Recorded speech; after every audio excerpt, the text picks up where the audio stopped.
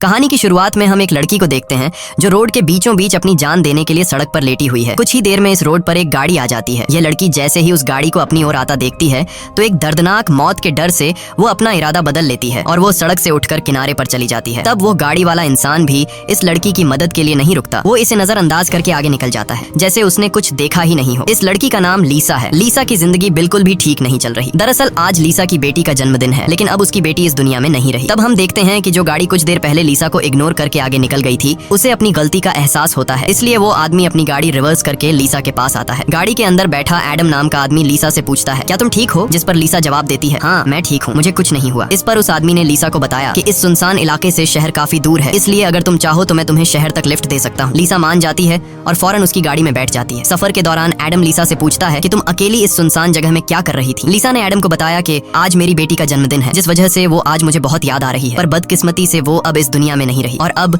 मैं बिल्कुल अकेली हूँ। कोई भी ऐसा नहीं है इस दुनिया में जिससे मैं अपना कह सकूं। लीसा की ये बात सुनकर एडम कहता है, अच्छा इस वजह से तुम रास्ते के बीचों बीच मरने के लिए लेटी हुई थी? जवाब में लीसा ने कहा, मैं मरना नहीं चाहती, बस एक बार किसी तरह से अपनी बेटी से मिलना चाहती हूँ। तभी लीसा कार का रेडियो ऑन कर लेती है। रेडियो पर एक न्यूज चल रही होती है। रिपोर्टर बताता है कि जंगल में एक सीरियल किलर घूम रहा है और आज सुबह इस किलर ने 2 और लड़कियों को मार दिया है। पुलिस के पास उस किलर की तस्वीर तो नहीं है, लेकिन उन्हें इसके बारे में ये जानकारी मिली है कि कातिल एक गोरे रंग का आदमी है जिसके पास ब्राउन कलर की गाड़ी है और उसके दाहिने हाथ पर एक क्रॉस का निशान है। ये खबर सुनकर लीसा के पैरों तले जमीन खिसक जाती है, क्योंकि रिपोर्टर रेडियो पर जिस कातिल का हुलिया बता रहा था वो कोई और नहीं बल्कि एडम ही था। उसके हाथ में क्रॉस का निशान देखकर लीसा बहुत ज्यादा डर जाती है। इससे पहले कि लीसा खुद को बचाने के लिए कुछ कर पाती, तभी एडम अचानक जोर से कार का ब्रेक लगाता है, जिससे लीसा का सर तेजी से कार की डैशबोर्ड से जा टकराया और लीसा बेहोश हो गई। कुछ देर बाद जब लीसा की आंखें खुली तब उसने खुद को एक अजीब से बंकर में कैद पाया जो चारों ओर से लोहे की मजबूत दीवारों से बना हुआ था। लीसा खुद को इस बंद जगह में कैद पाकर बहुत ज्यादा घबरा जाती है और मदद के लिए चिल्लाने लगती है, लेकिन उसकी मदद करने कोई नहीं आया। हम देखते हैं कि लीसा को एक अलग तरह का सूट पहनाया गया है और उसके हाथ में एक घड़ी भी पहनाई गई है। लीसा उस घड़ी को निकालने की बहुत कोशिश करती है, लेकिन वो घड़ी इतनी मजबूत थी कि काफी कोशिश के बाद भी वो उसके हाथ से नहीं निकलती। आखिर में जब उसे रियलाइज होता है कि इस जगह से निकलना इम्पॉसिबल है, तो वो थक हार कर एक जगह में बैठकर रोने लग जाती है। तभी अचानक उस चेंबर का दरवाजा खुला। लीसा ने देखा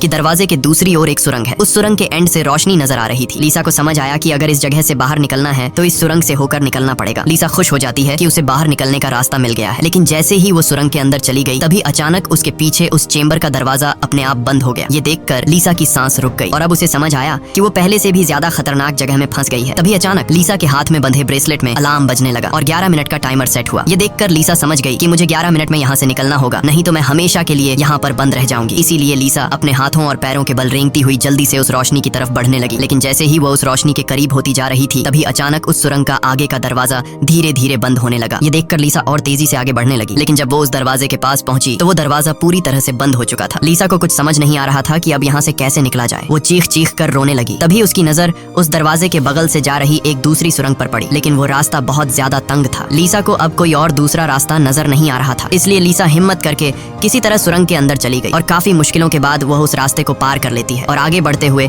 एक ऐसी जगह पर पहुंच जाती है जहाँ एक प्लेटफॉर्म की तरह 2 रास्ते बने हुए थे। एक रास्ता ऊपर से जा रहा था और दूसरा रास्ता नीचे से। लीसा को कुछ समझ नहीं आया और वह ऊपर के रास्ते को चुनती हुई घुटनों के बल आगे बढ़ने लगी, लेकिन थोड़ा आगे जाते ही नीचे का फ्लोर ऊपर उठने लगा। अगर वक्त रहते लीसा वहां से नहीं निकल पाई तो नीचे का रास्ता उसे ऊपर चिपका कर मार देगा। लीसा डर के मारे तेजी से आगे बढ़ने लगी। वो उस जगह के बीच बस पिसने ही वाली थी कि तभी इस सुरंग के एंड तक उसका हाथ पहुंच जाता है और जैसे ही वो रास्ता पूरी तरह से बंद होने वाला था, लीसा अपनी जान बचाकर वहां से निकलने में कामयाब हो जाती है। खुद को कुचलने से बचाकर वो एक सुकून की सांस लेती है, लेकिन उसे पता नहीं था कि अब उसके लिए मुश्किलें और भी बढ़ने वाली हैं, क्योंकि आगे का रास्ता और भी ज्यादा खतरनाक है। तभी उसके घड़ी में अलार्म बज उठा। ये अलार्म बता रहा था कि आधा समय बीत चुका है और अब उसके पास सिर्फ 5 मिनट बाकी है। इसीलिए वो अब फिर से आगे बढ़ने लगी, जहाँ उसे थोड़ी दूर जाते ही रास्ते में कोई इंसान लेटा हुआ दिखाई दिया। लीसा जब उसके करीब आई तो उसने देखा कि वो कोई जिंदा इंसान नहीं बल्कि एक जली हुई डेड बॉडी है जिसकी हालत बहुत खराब है। उस लाश के हाथ पर भी वैसी ही घड़ी बंधी हुई थी जैसी लीसा के हाथों पर बंधी थी। लीसा को समझ आ गया कि ये इंसान भी मेरी तरह इस सुरंग से निकलने की कोशिश कर रहा था, लेकिन वो यहाँ से निकलने में कामयाब नहीं हो सका और मारा गया। मतलब यहाँ से निकलना इम्पॉसिबल है। इस डेड बॉडी को देखकर लीसा की यहाँ से निकलने की बची कुची उम्मीद भी टूट गई, लेकिन उसने किसी तरह हिम्मत जुटाई और इस डेड बॉडी को साइड पर करके आगे बढ़ने लगी। जब वो घड़ी की तरफ देखती है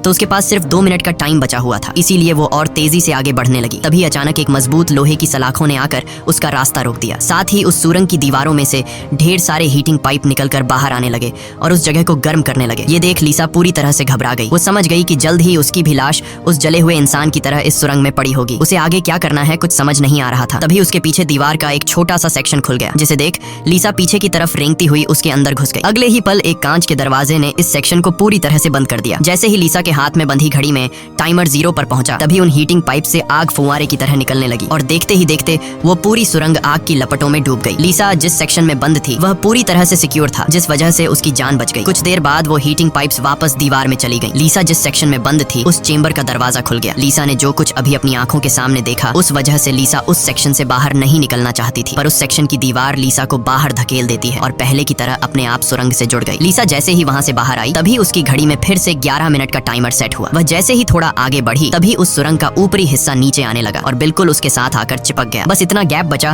कि वो रेंगते हुए यहाँ से आगे निकल सके। लीसा अब पूरी तरह से बेबस हो चुकी थी। वो जोर जोर से रोने लगी। जब उसकी नजर घड़ी पर पड़ी तो वहाँ उसका टाइम खत्म हो रहा था, जिसका मतलब था कि अब से ठीक 11 मिनट बाद फिर से उस सुरंग में आग का सैलाब आएगा और लीसा को राख कर देगा। वो सोचती है कि इतनी बुरी मौत मरने से अच्छा है कि क्यों ना एक बार फिर से वो यहाँ से निकलने की कोशिश करे। इसीलिए वो फिर से हिम्मत करके अपनी जान बचाने के लिए पीठ के बल अपने हाथों के सहारे रेंगते हुए आगे बढ़ने लगी। थोड़ी दूर ऐसे ही रेंगते हुए जाने के बाद वो सुरंग खत्म हो गई और आगे पानी का एक टैंक आ गया। लीसा बहुत ज्यादा थक गई थी और प्यास ने उसका बुरा हाल कर दिया था। वो इसी तरह लेटे हुए हाथों की मदद से पानी पीकर अपनी प्यास बुझा लेती है। जब उसने अपनी घड़ी की तरफ देखा तो अब सिर्फ 8 मिनट रह गए थे। अब पानी के अलावा उसे कोई और दूसरा रास्ता नहीं दिखा, इसलिए वो एक लंबा सांस लेते हुए पानी में ही उतर गई। पानी में उतरने के बाद टैंक काफी बड़ा था। उसे अब समझ नहीं आ रहा था कि किस तरफ जाना है। वो यहाँ वहाँ पानी में निकलने का रास्ता ढूंढने लगी, मगर उसे कोई भी निकलने का रास्ता नहीं मिला। दूसरी तरफ जहाँ से वो इस टैंक में उतरी थी वह रास्ता भी बंद हो चुका था। अब उसकी सांस भी खत्म होने लगी थी। तभी टैंक में से ऊपर की तरफ एक दरवाजा खुल गया। लीसा जल्दी से उस दरवाजे से होते हुए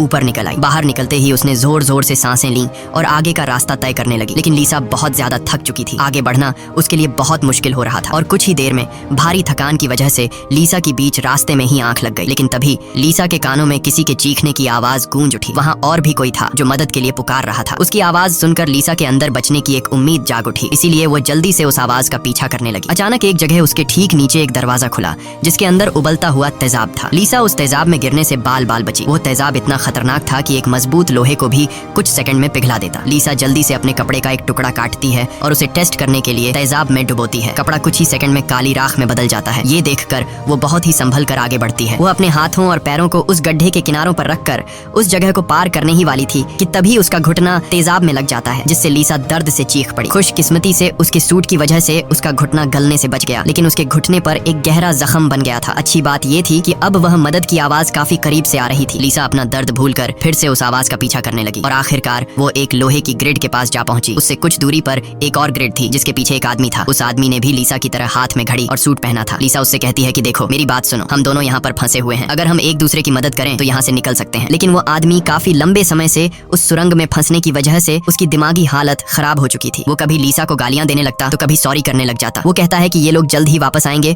और हम दोनों को मार देंगे। ये कहकर वो पागल जोर जोर से हंसने लगा। तभी लीसा देखती है कि उसके हाथ में बंधी घड़ी में 60 सेकंड की काउंटिंग शुरू हो गई है। वो हीटिंग पाइप्स दोबारा दीवारों से बाहर निकल आए और इस बार बचने के लिए जो सेक्शन था वो लीसा और उस आदमी के बीचों बीच खुलता है, जिसमें सिर्फ एक ही इंसान के छिपने के लिए जगह थी। अब या तो वो पागल आदमी बचेगा या फिर लीसा। अगले ही पल लीसा और उस पागल आदमी के आगे जो लोहे की ग्रिड थी वह हट गई। ये दोनों तेजी से उस चेंबर की तरफ भागने लगे और दोनों एक साथ चेंबर तक पहुंचे, जिसके बाद ये दोनों एक दूसरे को मारने लगे। उस बीच कभी लीसा उस पागल आदमी को चेंबर से बाहर निकाल देती तो कभी वो पागल आदमी लीसा को बाहर धकेल देता। लेकिन आखिर में जैसे ही वक्त खत्म होने वाला होता है लीसा उस आदमी को लात मारकर चेंबर से बाहर कर देती है। वो आदमी लीसा को पैर से पकड़कर बाहर निकालने की कोशिश करता है। तभी 60 सेकंड खत्म हो गए और उस चेंबर के शीशे के दरवाजे ने उस आदमी का हाथ काट दिया। दर्द से वो आदमी चिल्ला उठा। तभी लीसा की नजर उस आदमी के हाथ पर पड़ी जिस पर क्रॉस का टैटू बना हुआ था। उस टैटू को देखकर लीसा समझ जाती है कि ये आदमी कोई और नहीं बल्कि उसे कार में बेहोश करने वाला सीरियल किलर एडम है। अब लीसा की सारी कंफ्यूजन दूर हो गई। पहले लीसा को लग रहा था कि एडम ने इसे यहाँ कैद करके रखा है, लेकिन उसकी ये सोच गलत थी क्योंकि एडम बेचारा तो अब खुद मौत के मुंह में था। इतने में ही लीसा की घड़ी पर 11 मिनट का वक्त पूरा हो गया और उन हीटिंग पाइप्स से निकलती तेज आग ने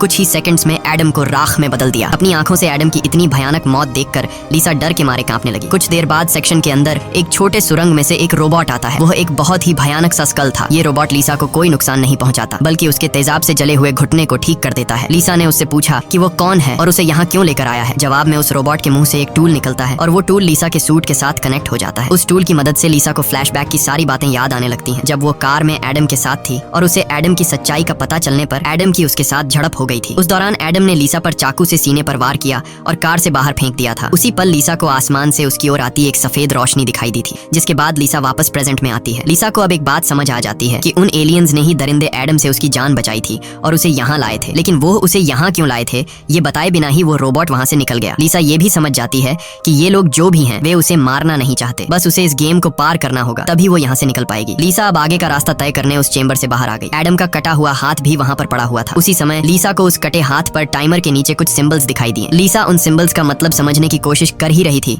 कि तभी एक घूमता हुआ पंखा उसकी ओर आने लगा। उसे देख लिसा अपनी जान बचाने के लिए पीछे हटने लगी और उससे बाल बाल बचती हुई एक छेद से ऊपर की सुरंग में चली गई। तभी अचानक उसे सुरंग के ऊपर से किसी के चलने की आवाज सुनाई दी। वो आवाज एक जगह पर जाकर रुक गई। उस जगह पर सुरंग का ढक्कन खुला और उसमें से एक भयानक सा क्रीचर उतरा, जो देखने में तो इंसान था लेकिन जानवरों की तरह घुरा रहा था। उसका शरीर पूरी तरह से जल चुका था और उसकी आंखें सफेद पत्थर की तरह चमकदार थीं। तभी लिसा की नजर उसके कटे हुए हाथ की तरफ गई। उसका कटा हुआ हाथ देखकर लिसा समझ गई कि वो कोई और नहीं बल्कि एडम है, जो जलने के बाद एक राक्षस में बदल चुका है। अब वो लिसा को मारना चाहता था। एडम की आंखें जल गई थीं, इस वजह से वह लिसा को देख तो नहीं सकता था पर वो सुन सकता था। लिसा चुपचाप धीरे धीरे आगे बढ़ने लगती है, लेकिन तभी उसकी घड़ी के फर्श पर टकराने से एक हल्की सी आवाज गूंज उठी, जिससे एडम को उसकी भनक लग गई और तेजी से लिसा को मारने के लिए उसके पीछे आने लगा। लिसा उसके हाथ लगने ही वाली थी कि तभी लिसा एक पतली सुरंग से उस पार चली गई। एडम को कुछ नजर न आने की वजह से वह उस जगह को पार नहीं कर पाया। लिसा उस सुरंग से आगे बढ़ती हुई एक ऐसी जगह पर पहुंची जहां उसके पास आगे जाने के लिए दो रास्ते थे। लिसा को कुछ समझ नहीं आ रहा था कि किस रास्ते को चुनना चाहिए। वह बहुत सोचने के बाद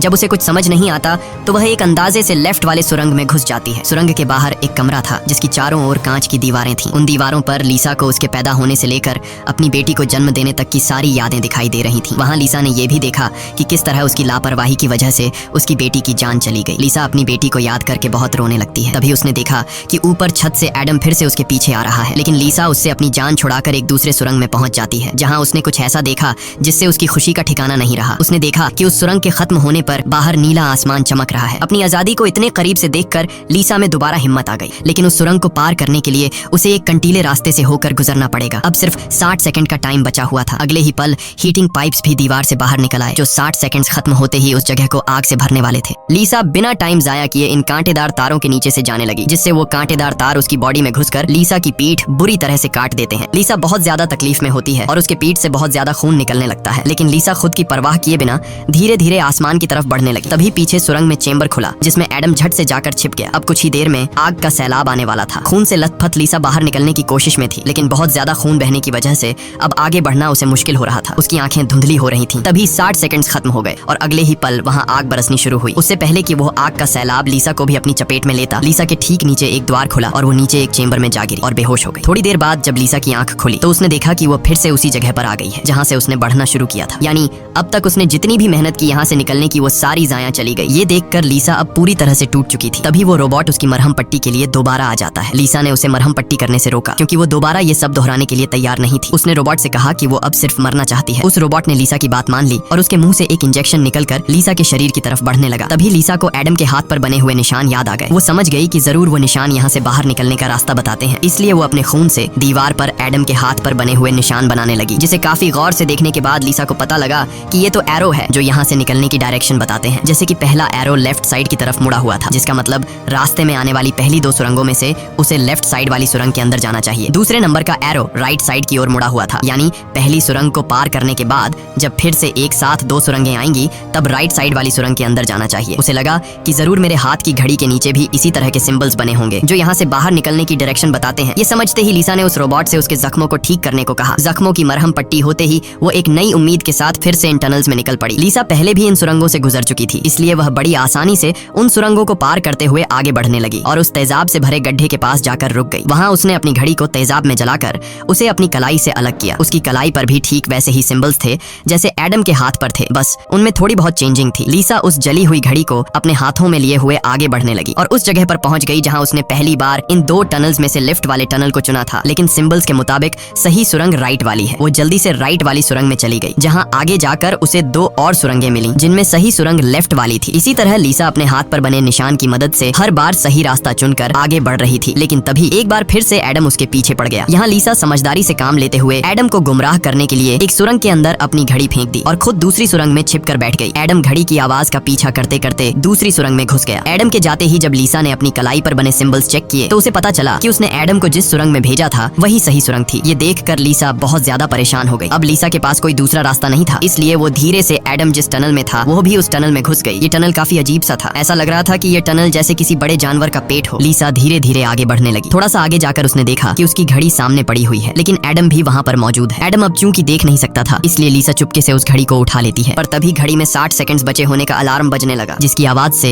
एडम को लीसा की भनक लग गई। वह दोबारा लीसा का पीछा करने लगा। उससे बचने के लिए लीसा जिस रास्ते से आई थी उसी रास्ते से वापस भागने लगी। उस वक्त लीसा की घड़ी में 60 सेकंड्स का काउंटिंग शुरू हो चुका था और सुरंग से हीटिंग पाइप्स भी निकल आए थे। साथ ही सुरंग में बचाव चेंबर भी खुल चुका था। लीसा जल्दी से उस चेंबर में जाकर छिप गई। एडम भी वहां तक पहुंच जाता है, लेकिन अब काफी देर हो चुकी थी, क्योंकि उस चेंबर को शीशे के दरवाजे ने बंद कर दिया था। यहाँ लीसा एडम को चिढ़ाने के लिए उसे मिडिल फिंगर दिखाती है, पर बदकिस्मती से इस बार आग बरसाने वाले हीटिंग ट्यूब्स आग बरसाए बिना ही अंदर चले गए, जिसके बाद चेंबर का दरवाजा भी खुल गया और अगले ही पल एडम लीसा पर टूट पड़ा। लीसा भी खुद को बचाने के लिए एडम से लड़ पड़ी और उस शैतान के सर को अपने पैरों से दबाने लगी। पीछे से चेंबर की दीवार भी लीसा को आगे की तरफ धकेलने लगा, जिससे उस शैतान एडम का सर कुचल गया और फाइनली लीसा को एडम से छुटकारा मिल गया। लीसा अब अपने रास्ते पर आगे बढ़ने लगी, जहाँ आगे चलकर उसे वापस 2 रास्ते मिले। उसकी कलाई पर बने सिंबल्स के मुताबिक उसे राइट वाले सुरंग से जाना था और ये उस भूल भुलैया की आखिरी सुरंग थी। लेकिन तभी लेफ्ट वाली सुरंग से एक लड़की बाहर निकल आई। उसे देख लीसा की आंखें खुली की खुली रह गईं और वो रोने लगी, क्योंकि यह लड़की कोई और नहीं बल्कि उसकी बेटी नीना थी। नीना के मरने के बाद से लीसा ने जीना ही छोड़ दिया था। उसकी बस यही एक ख्वाहिश थी कि वो किसी तरह नीना से मिल पाए और आखिरकार आज उसकी ये ख्वाहिश भी पूरी हो गई। नीना ने अपनी माँ लीसा से कहा कि अब दोबारा मुझे फिर से अकेला मत छोड़ना, जिस पर लीसा ने जवाब दिया, नहीं बेटा, मैं हमेशा तुम्हारे साथ रहूंगी। जिस पर नीना कहती है, तो फिर आओ मेरे साथ लेफ्ट वाले टनल में चलो। लीसा रोते हुए बोली, नीना, मैं तुम्हें फिर से खोना नहीं चाहती, लेकिन सच तो ये है कि तुम पहले ही मर चुकी हो और मेरी मंजिल दूसरी सुरंग में है। इतना कहकर लीसा वहाँ से जाने लगी। पीछे से नीना उसे पुकारती रही, लेकिन लीसा दिल पर पत्थर रखकर उस सुरंग से बाहर निकली। बाहर आते ही लीसा फूट फूट कर रोने लगती है। उसके बाद लीसा ने बिना समय गंवाए राइट वाली सुरंग में घुस गई, जहाँ उसे सुरंग के अंत में खुला आसमान दिख रहा था। वो खुश होकर तेजी से आगे बढ़ने लगी, लेकिन तभी उसके रास्ते में 3 लोहे के ब्लेड्स आ गए, जो लगातार तेजी से ऊपर नीचे हो रहे थे, जिन्हें पार करने का मतलब था खुद के टुकड़े करवाना। लेकिन लीसा को हर हाल में यहाँ से निकलना था, इसीलिए उसने गौर किया कि उनमें से पहला ब्लेड हर 4 सेकंड्स में एक बार नीचे आ रहा है। लीसा उसके करीब पहुंची और जैसे ही वो ब्लेड ऊपर गया तो 4 सेकंड्स पूरे होने से पहले झट से उस पार चली गई। उसके बाद वो दूसरे ब्लेड के पास पहुंच जाती है। इसी तरह दूसरा ब्लेड हर 3 सेकंड्स में नीचे आ रहा था। लीसा ने हिम्मत दिखाते हुए उसे भी पार कर लिया, लेकिन लास्ट वाला ब्लेड सिर्फ 2 सेकंड्स में नीचे आ रहा था, जिसे पार करना लीसा के लिए बहुत ही मुश्किल था। पर आजादी की चाहत में लीसा ने उसे भी पार तो कर दिया, लेकिन बदकिस्मती से उसका पैर ब्लेड के बीच आकर कट गया। लीसा का दर्द से बुरा हाल हो गया था, लेकिन लीसा अपने पैर की परवाह किए बिना सुरंग के एंड तक पहुंच जाती है, जहां उसे खुला आसमान नजर आ रहा था। लेकिन जैसे ही उसने अपना हाथ सुरंग से बाहर निकालने के लिए आगे बढ़ाया, उसका हाथ सामने लगाए स्क्रीन पर जा लगा, जहां खुले आसमान का वीडियो चल रहा था। ये देखकर लीसा बहुत ज्यादा मायूस हुई। उसने कहा, मैंने वो सब कुछ किया जो मुझे करने को कहा गया था। उसके बाद वो पागलों की तरह हंसने लगी। तभी सुरंग से हीटिंग पाइप्स निकल आए, क्योंकि अब कुछ देर बाद 11 मिनट का टाइम खत्म होने वाला था। लीसा अब सुकून से मौत का इंतजार करने लगी, लेकिन इस बार वो हीटिंग पाइप्स उसे जलाए बिना ही वापस सुरंग में चली गई। तभी अचानक सुरंग का ऊपर का हिस्सा खुल गया और एक तेज रोशनी लीसा पर पड़ी। लीसा का शरीर अपने आप हवा में उठने लगा और उस रोशनी में समा गया। थोड़ी देर बाद जब लीसा की आंख खुली तो उसने खुद को एक झरने के किनारे पाया, जिसे देख लीसा के चेहरे पर मुस्कान वापस लौट आई। वहाँ पर नीना भी मौजूद थी। लीसा ने नीना से पूछा, क्या मैं मर चुकी हूँ? इस पर नीना ने कहा, तुम्हारा शरीर एक बार नहीं बल्कि अब तक कई बार मर चुका है। लीसा ने फिर से पूछा कि अब यहाँ मुझे क्या करना है? जिस पर नीना ने जवाब दिया, यहाँ तुम्हें बस जीना है और कुछ नहीं करना। यहाँ हमें पता चलता है कि जिस जगह पर लीसा अब मौजूद थी वो जगह दुनिया नहीं बल्कि कुछ और ही थी और किसी स्वर्ग की तरह खूबसूरत थी। इस फिल्म की शॉर्टकट एक्सप्लेनेशन ये है कि लीसा जब एडम के साथ कार में सफर कर रही थी, तब एडम ने लीसा पर चाकू से वार करके उसे मार दिया, जिसके बाद वह सीधा नरक पहुंची। वहाँ उसके पाप धुल गए और एंड में वह स्वर्ग जा पहुंची। इसी के साथ ये कहानी खत्म हो जाती है। अगर वीडियो आपको अच्छी लगी हो तो हमारे चैनल को सब्सक्राइब और वीडियो को लाइक कीजिए।